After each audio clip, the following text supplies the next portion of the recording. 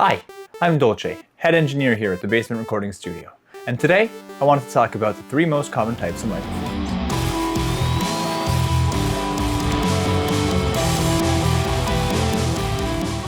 So, first of all, what are the three types of microphones? We've got dynamic, condenser, and ribbon. Let's start with the most common, dynamic.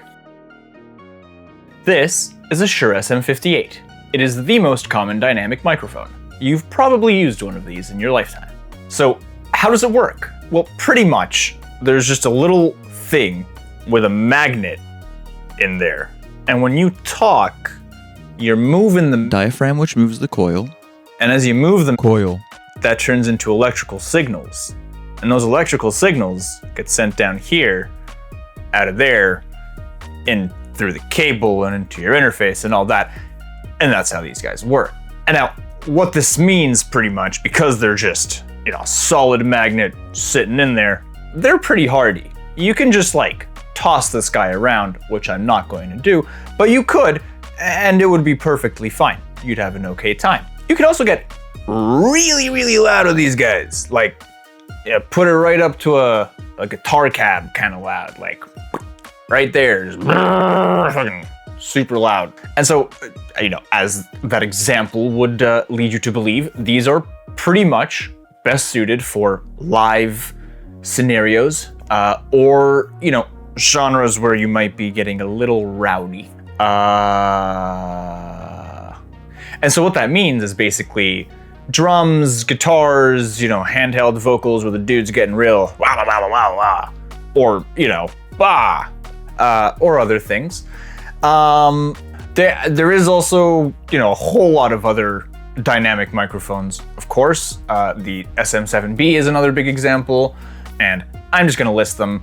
You can stop the video and read. Boop. Okay, next. Next is a condenser microphone. There you go. This is a condenser microphone. It is a Rode NTK. Now this one's a little bit special, but we'll talk about that in a second. It's not the eyeball that, it's not only the eyeball that makes it special, though chaotic eyeballs are pretty cool. Not that bad. A lot of money though. If you have a well-shaped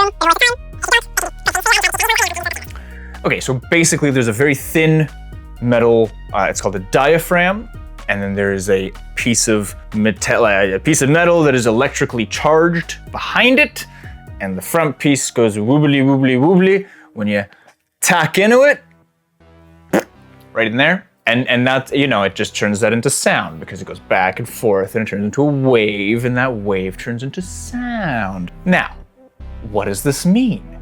When would we use this? Well, these are mostly used in studio environments or environments where you have a decent amount of control over the noise that's going on around you to a certain degree. Obviously, this is not a hard rule.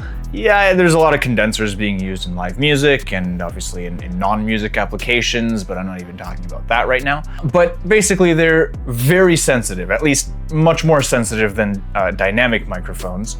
And what this means is that they capture a wider frequency range. And so this could be useful, for example, if you want to make sure that you're capturing as much of the sound as possible of, say, a singer or a guitar being softly picked. Something that's gentle, not too loud, and will be picked up nicely without too much noise on one of these microphones. So I mentioned this has something special with it.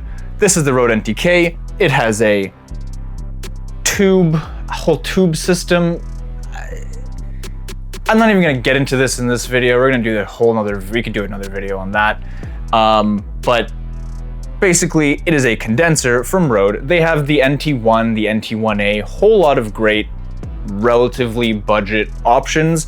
Other condensers that you may have heard of are the Neumann U47, the U87, the U67. Neumann, very expensive, so maybe don't get that if you don't have a lot of money, and if you do, maybe give it to me. Yeah, so those are basically condensers. There's a whole lot of others. Again, screen, list, Bing, pause, next.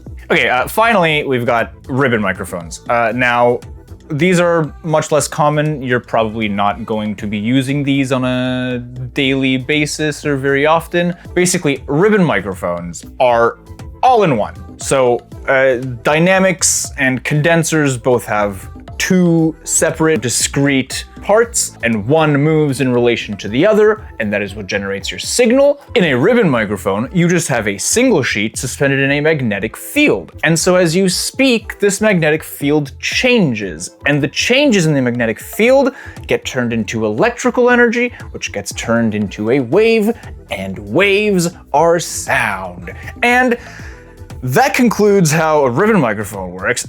What are they good for, you may be asking? Well, a lot of people say they have a very, analog sound. And basically what that means is it's a little darker. They don't capture very high frequencies to the degree that condensers do at all, and sometimes not even to the degree that a dynamic does. But the reason you might like this is because it gives you a much more muted, warm, sort of antique, analog, vintage sort of feeling. For the most part. A lot of modern ribbon microphones will, just get the whole frequency range, and it's they're pretty great. They're just good microphones, from what I know. Again, screen, list. Thank you for watching, and goodbye.